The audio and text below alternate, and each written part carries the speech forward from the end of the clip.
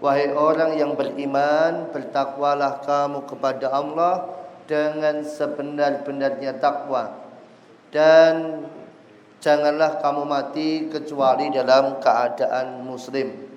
Al-ayah, Allahumma arhamna bil Quran. Alhamdulillah, ibu dan bapak jamaah rahmakumullah, bersyukur kita kehadirat Allah Ta'ala yang senantiasa memberikan kita banyak nikmat, banyak karunia. Wabil khusus adalah nikmat iman yang betul-betul harus kita jaga, di mana Allah Subhanahu wa taala dalam surat yang kami baca tadi, ayat yang kami baca tadi, tugas kita ini adalah istiqomah menjaga Islam sampai wafat. Dalam ayatnya ini dalam tanda kutip agak aneh ya. Karena Allah menyatakan wala tamutunna illa wa antum muslimun. Janganlah kamu mati kecuali dalam keadaan muslim. Padahal kematian itu kersane Gusti Allah. Kalau Allah sudah menentukan waktunya meninggal, wafat, yang enggak bisa memajukan, enggak bisa memundurkan. Tapi ayatnya kok bilang janganlah kamu mati kalau kamu itu tidak muslim. Janganlah kamu meninggal, wafat, kalau tidak membawa Islam. Ini menjadi perhatian untuk kita semuanya, nasihat untuk kami dan jamaah sekalian. Mari kita berusaha untuk menjaga Islam sampai wafat. Jangan sampai na'udzubillah kok wafat dalam keadaan non muslim. Akibatnya adalah semua amal kebaikan kita, pahala-pahala kita, na'udzubillah, kalau wafat dalam keadaan non muslim, maka itu kebaikan pahala gosong semua, terhapus semuanya, tidak dianggap. Yang dianggap hanya dosa-dosanya. Maka ini adalah PR untuk kita, tugas dalam kesetiap harian kita, yaitu kita menjaga keislaman dengan baik.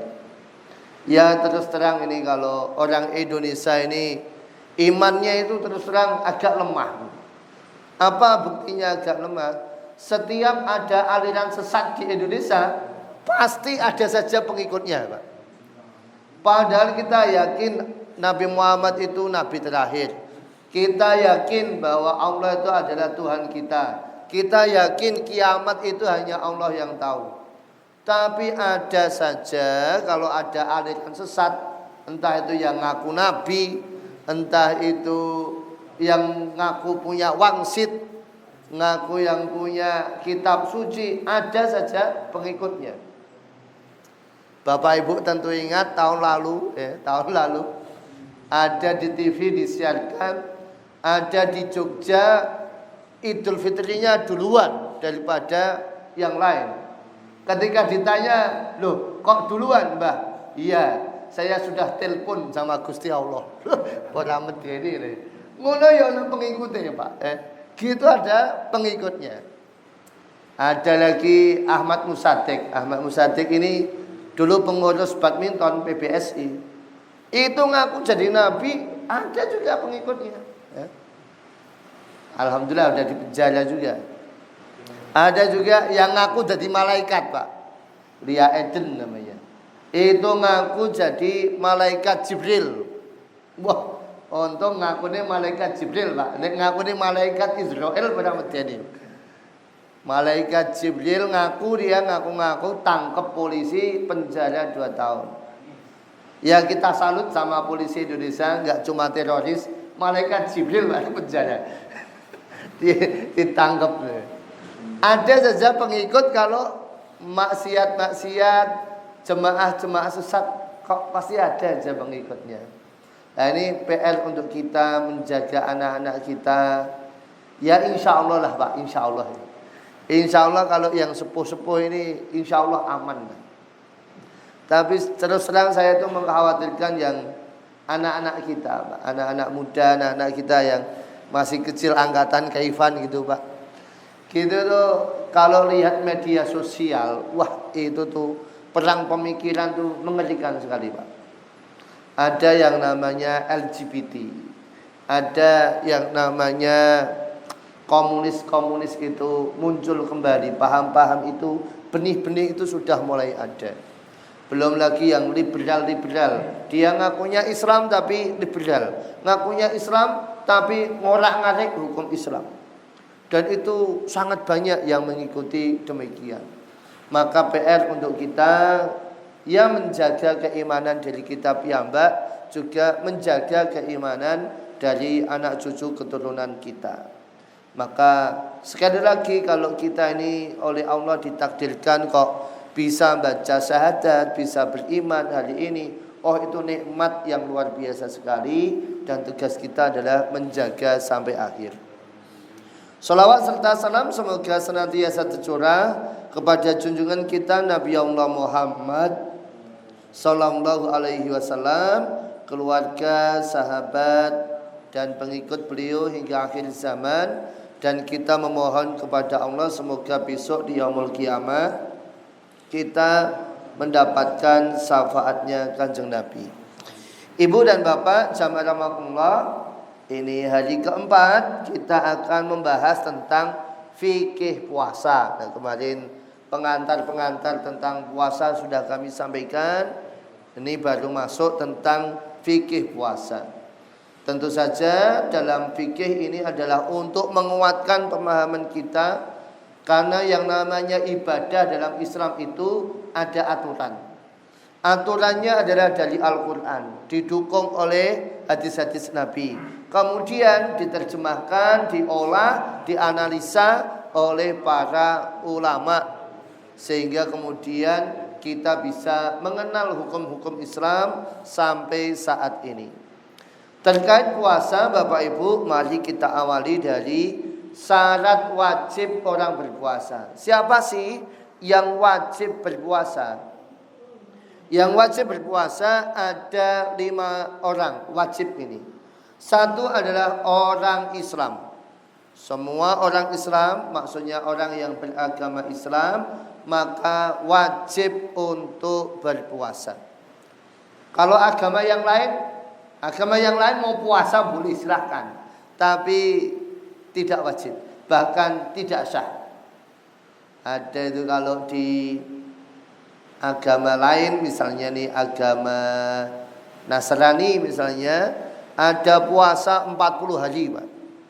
Kalau kita cuma sebulan, misalnya 40 hari. Ada di agama Hindu puasanya 24 jam, poso ngebleng. Biasanya pas hari Nyepi.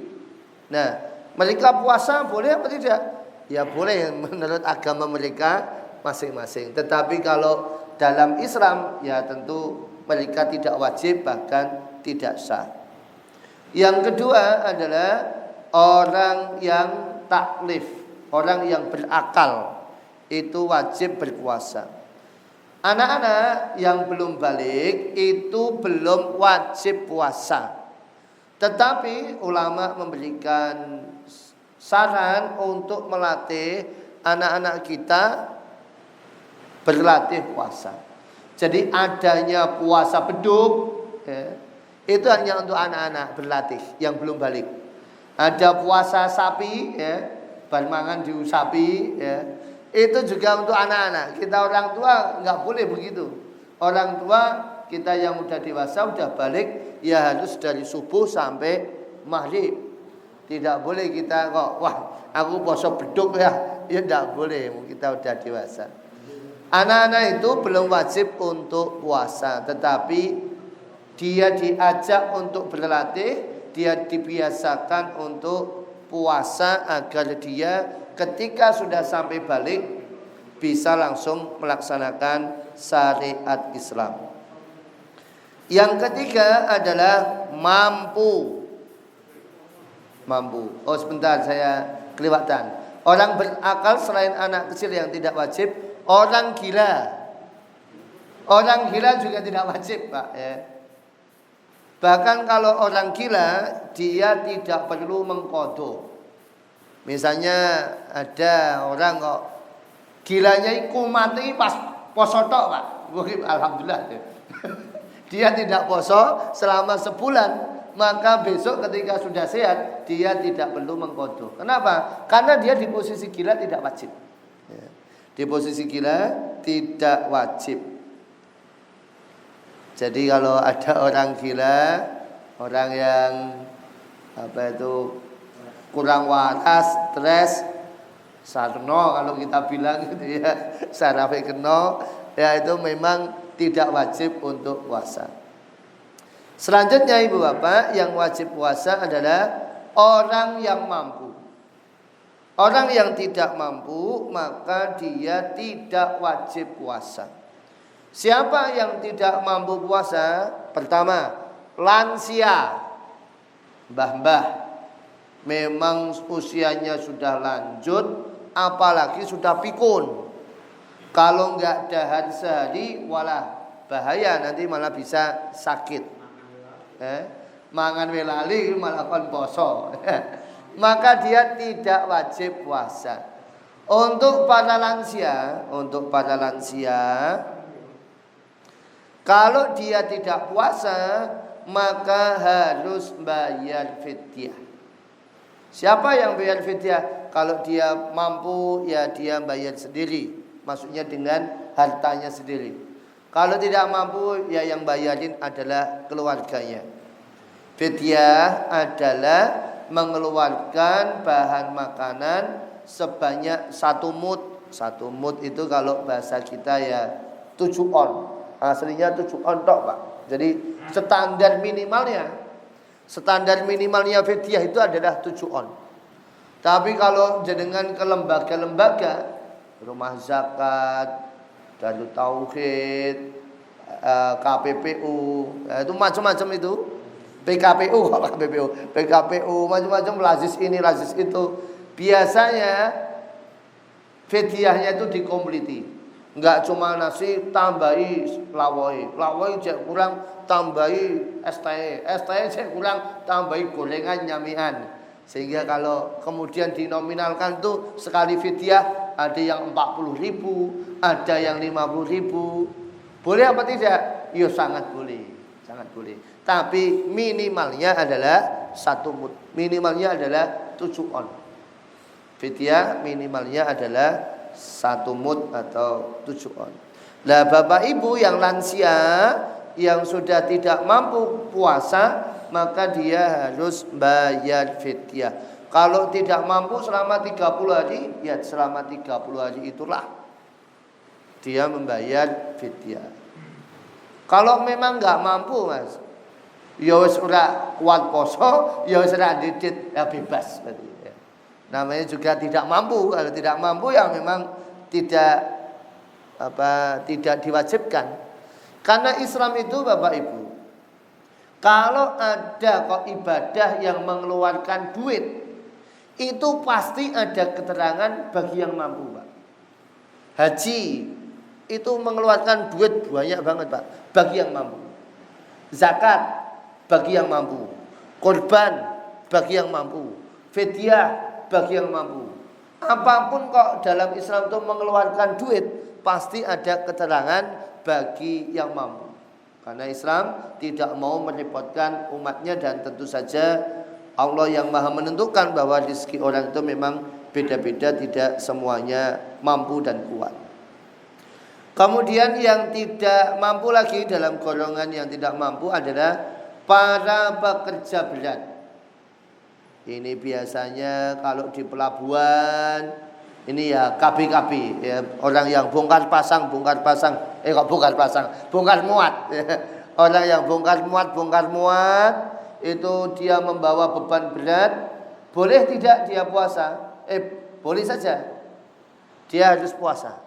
Tetapi kalau dalam perjalanan pekerjaan kok dia merasa berat, maka dia boleh membatalkan, boleh mukah. Tetapi syariat yang mengatur adalah dia tidak boleh langsung tidak puasa. Kudu puasa dhisik.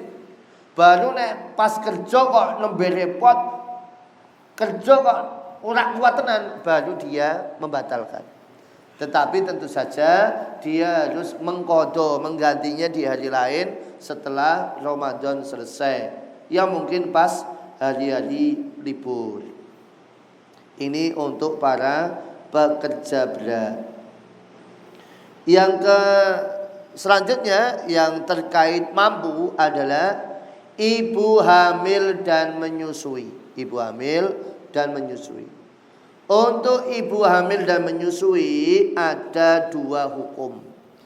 Kalau ibu hamil dan menyusui itu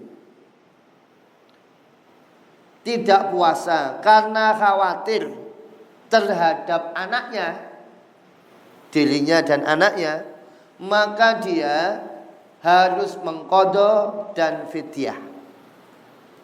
Misalnya dia bilang begini, aku ki jane poso ya kuat, tapi aku samar, ngene aku poso, air susu enggak keluar, nanti mesake bayiku. Nah, berarti dia mengkhawatirkan bayinya. Aslinya dia sehat, tapi dia mengkhawatirkan bayinya. Maka kasus begini dia harus qadha dan fidyah. Tetapi kalau cuma mengkhawatirkan dirinya sendiri, misalnya, kenapa Bu kok enggak puasa? Ya memang aku kayak meteng kok cek ngandut. Aku nek ngandut ki biasanya lemes. Nah, biasanya bed rest nek orang mangan malah lemes awakku. Nah itu dia mengkhawatirkan dirinya sendiri, maka dia cukup mengqadha. Jadi ini adalah aturan bagi ibu hamil dan menyusui. Ya tentu akan jadi PR kalau kemudian tiap tahun hamil dan tiap tahun menyusui ya.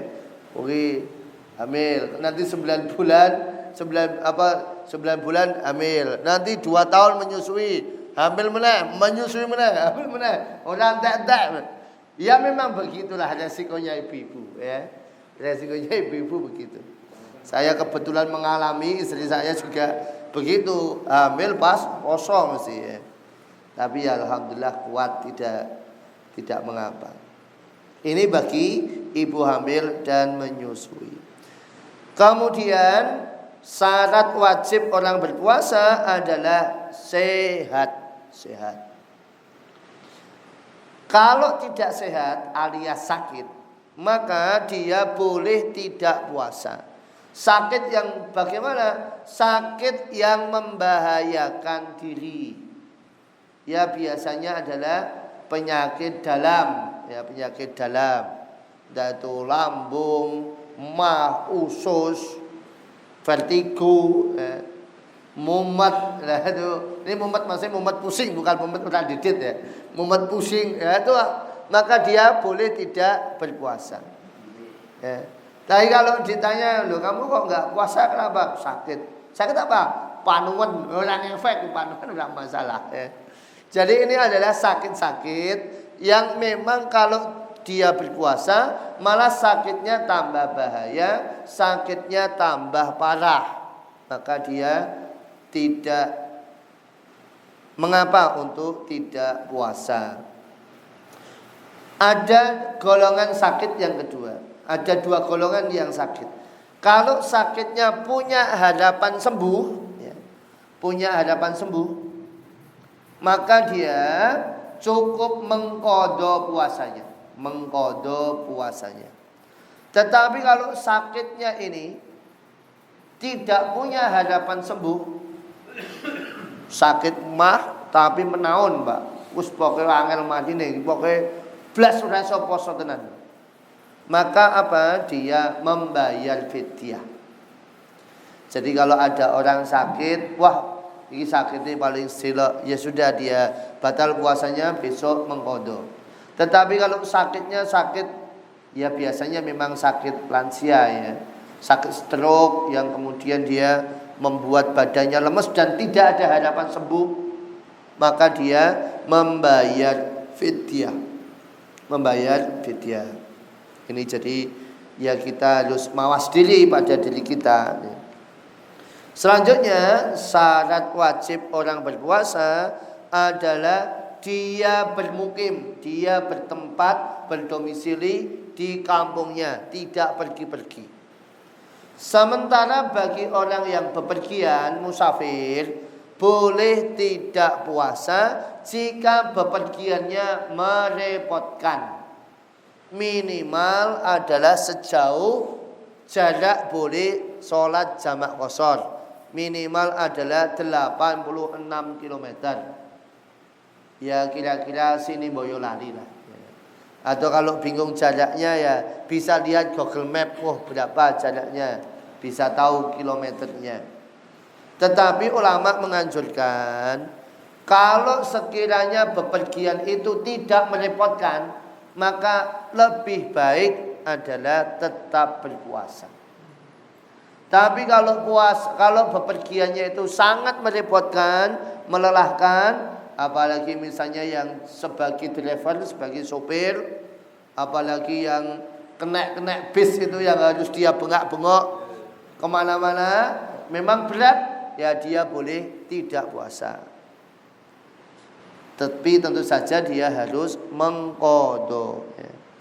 Tapi ya saya kira sekarang kalau bepergian itu ya wis enak lah, tidak seperti zaman dulu yang harus numpak bis ya. Sekarang bis saja sudah ber-AC, mobil juga ber-AC. Bahkan sini Jakarta, sini kemana-mana naik kereta, yo keretane wis anyep, wis adem. Numpak pesawat apa meneh ya. Aslinya ya tinggal kita itu melekso awak kita. Kalau tidak merepotkan akan lebih baik berpuasa. Tapi kalau mengambil keringanan tidak puasa ya tetap boleh, karena memang ulama membolehkan selama dia tidak selama dia tidak memberatkan, selama dia itu bepergiannya sesuai dengan jarak yang telah ditentukan minimal 86 km. Ini adalah syarat wajib. Jadi orang yang wajib puasa adalah orang Islam, orang yang berakal, orang yang mampu, orang sehat, dan orang yang bermukim, orang yang berdomisili. Selanjutnya adalah orang yang syarat sah puasa, orang yang puasanya sah. Siapa mereka? Ada 4. 1, Islam, sudah jelas. Selain agamanya Islam, ya dia tidak sah puasanya. Kalau soal puasa boleh ya. Orang Nasrani, orang Katolik, Hindu, Buddha, Konghucu, Konghuan, ya, semuanya boleh puasa ya. Tetapi kalau sah, ya tidak sah, tidak ada pahalanya. Selanjutnya adalah berakal. Orang yang gila tidak sah puasanya. Begitupun orang anak kecil juga puasanya tidak sah. Ada kondisi berakal yang dimaklumi, yaitu apa? Pingsan. Pingsan kalau cuma sebentar maka tidak membatalkan puasa. Jadi misalnya nih Pak, dulu pernah upacara 17-an pas poso-poso Pak, pas Ramadan. Sedangkan kita fisiknya beda-beda. Ada yang ikut upacara semaput. Apakah batal puasanya? Tidak Pak. Cuma masalahnya pas nangeke neng semapute digawe wedang. ngombe sik. Lah ngombe kuwi yang membatalkan puasa. Jadi kalau ada orang semaput pas poso, jangan langsung dikasih minum. Dikasih minyak kayu putih tidak apa-apa, diambon-amboni tidak apa-apa. Setelah siuman baru ditawari bersemaput, cek kuat poso bora. Kalau masih kuat puasa, boleh dia lanjut. Kalau tidak kuat puasa karena memang griyeng mumet, ya sudah boleh batalkan karena pertimbangan sakit. Begitupun orang yang mabuk, mabuk dalam artian hilang kesadaran, mendem, maka dia juga batal puasanya kalau mabuk. Tapi kalau beda lagi, kalau dalam ulama itu menyebutkan kalau mabuknya dipaksa Pak. Mabuk dipaksa. Wah ngombe, orang ngombe pateni misalnya begitu. Lah dia mabuk dalam kondisi terpaksa, maka dia tidak batal. Ya, selama dia mabuknya itu dipaksa.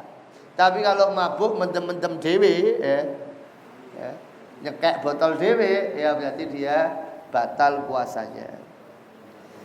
Ada kondisi juga hilang akal adalah tidur. Kalau tidur tidak membatalkan puasa. Walaupun tidurnya suka subuh nanti isya. Turu terus. Dia tidak batal puasanya. Boleh. Cuma ini peringatan bahwa kalau ada yang bilang tidurnya orang puasa adalah ibadah, ya ini harus diklarifikasi. Itu bukan hadis. Itu bukan hadis, itu bukan pendapat ulama, bukan sama sekali. Ya kuwi omongane wong ngantuk. Omongane wong ngantuk. Cuma memang tidur bisa disebut ibadah kalau dia melek itu malah nggawe masalah. Ya. Dia biang kerok, preman, suka malak wong, mending turu. Daripada dia maksiat mending turu saja. Nah, itu namanya tidurnya ibadah. Karena meleknya kalau melek malah maksiat. Jadi ini tidur ibadah itu, tidurnya orang puasa ibadah itu adalah kalau tidurnya mencegah dari maksiat.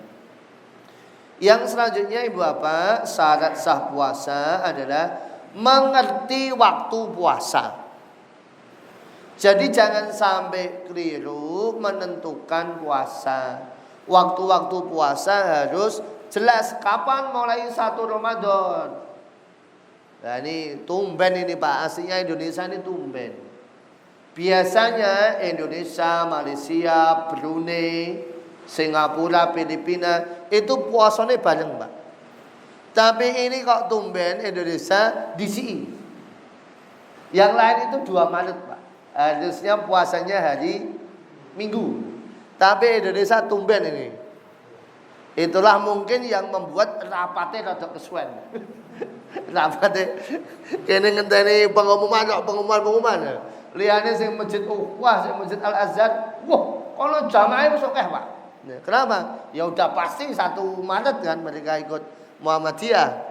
Lah kita sing mantau pengumuman lho iki.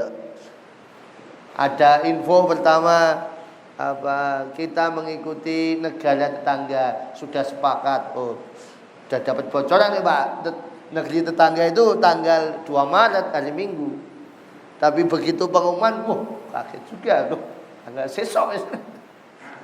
Sesok wis poso. Ini tumben ini. Tapi begitulah kita.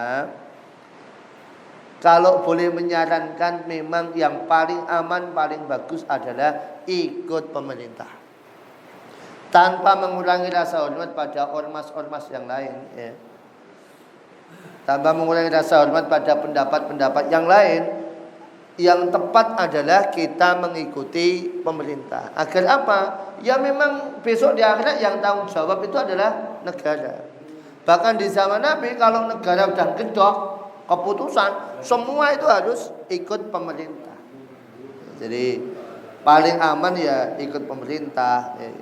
Ini tanpa bermaksud untuk menyalahkan pendapat yang lain. Tapi kalau ditanya paling betul, ya dasarnya adalah memang Kanjeng Nabi itu sebagai presiden memutuskan semua negara, semua bagian dari negara harus mengikuti keputusan dari negara.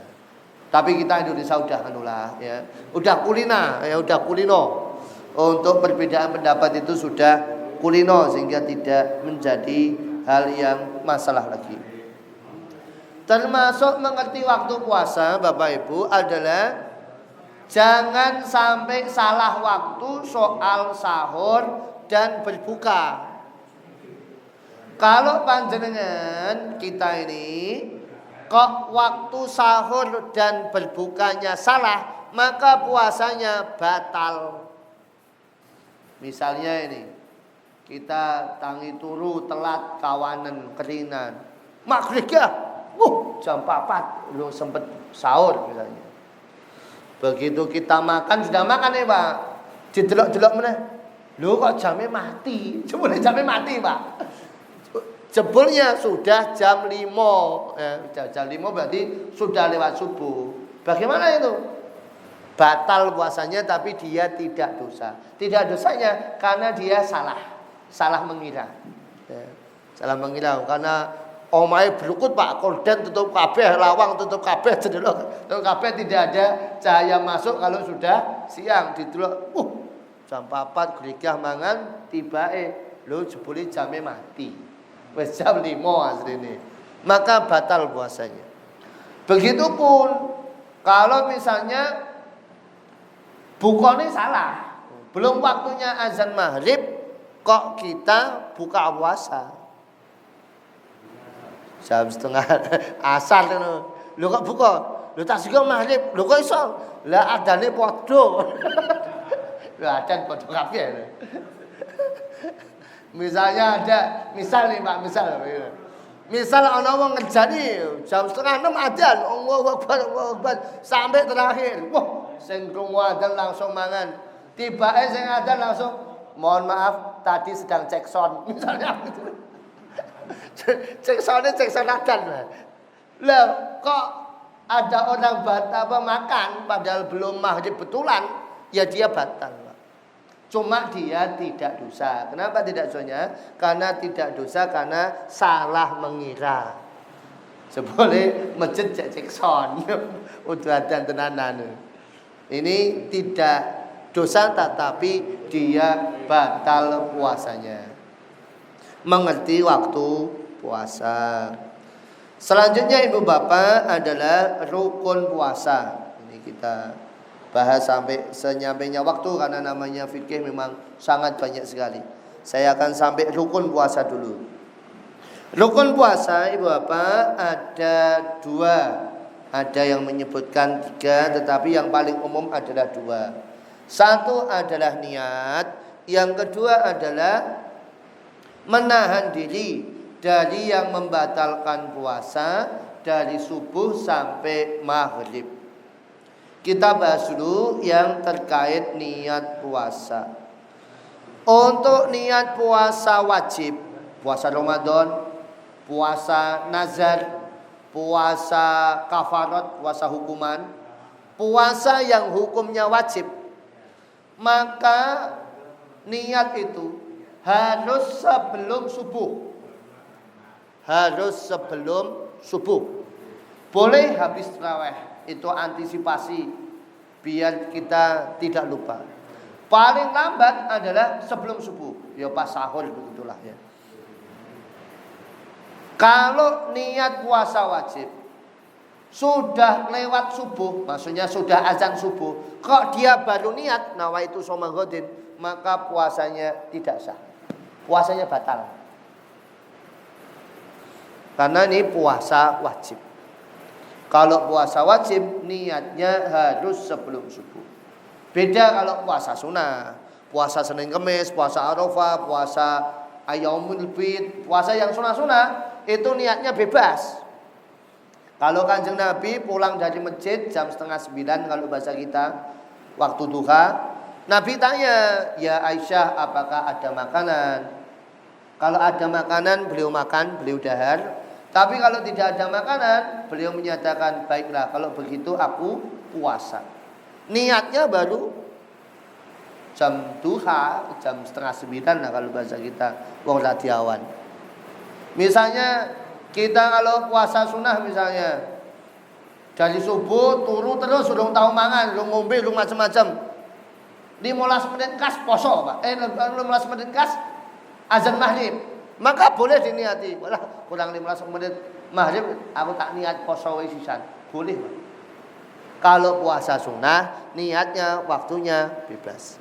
Tapi kalau puasa wajib Ramadan niatnya harus paling lambat sebelum subuh.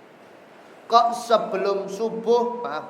Kalau sudah lewat subuh kok dia belum niat, puasanya tidak sah. Ya, makanya antisipasi kita pada ulama Indonesia habis tarawih, habis witiran kita nawaitu shoma ghadin an adai fardisari. Biar apa? Biar kalau nanti lupa waktu sahur kita sudah baca malamnya dan itu sah karena memang sebelum subuh. Ini satu soal waktu. Yang kedua, niat puasa Ramadan harus diniati setiap hari.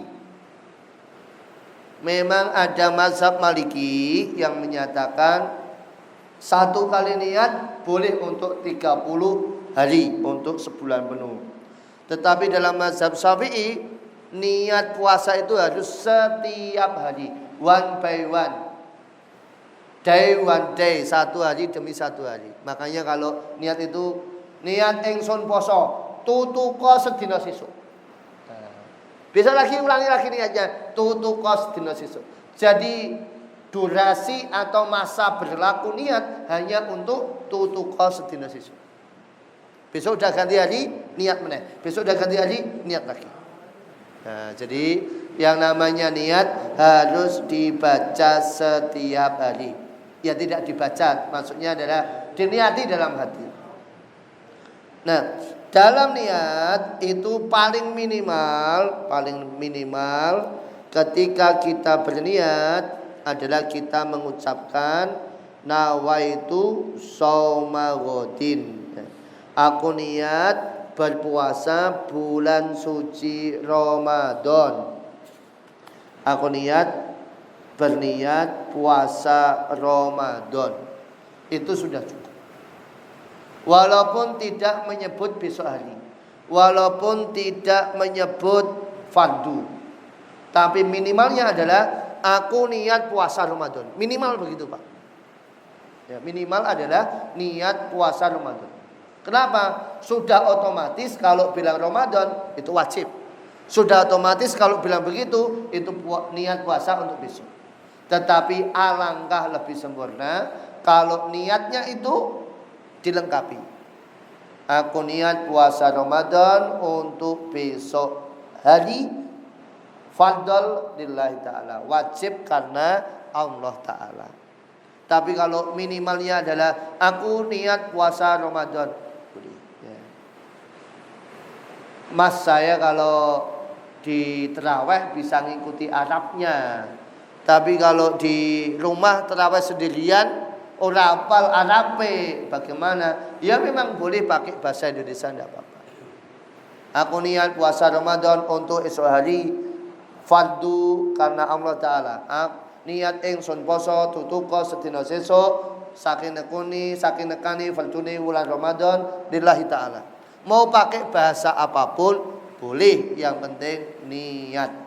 Tidak harus bahasa Arab. Karena kalau bahasa Arab ya tidak semuanya bisa itu kita maklum. Oke lah kalau niat puasa Ramadan kita hafal nawaitu shauma ghadin an antai fardisadi Ramadana hazi sanati fardlillahi ta'ala, kita hafal. Tapi coba kalau puasa Senin Kemis, Arabe piye? Tidak semuanya tahu. Mosok meh nawaitu shauma ghadin nyeneni wangemisi. Lah kita enggak tahu, pakai bahasa Indonesia saja, tidak mengapa. Ini Bapak Ibu jamaah rahimakumullah, pembahasan kita pada pagi hari ini baru sampai niat. Besok kita lanjutkan tentang pembatal-pembatal puasa dan sunnah-sunnah puasa. Demikian, wallahu a'lam bishawab. Silakan kalau ada pertanyaan atau diskusi kami persilahkan. Monggo Pak.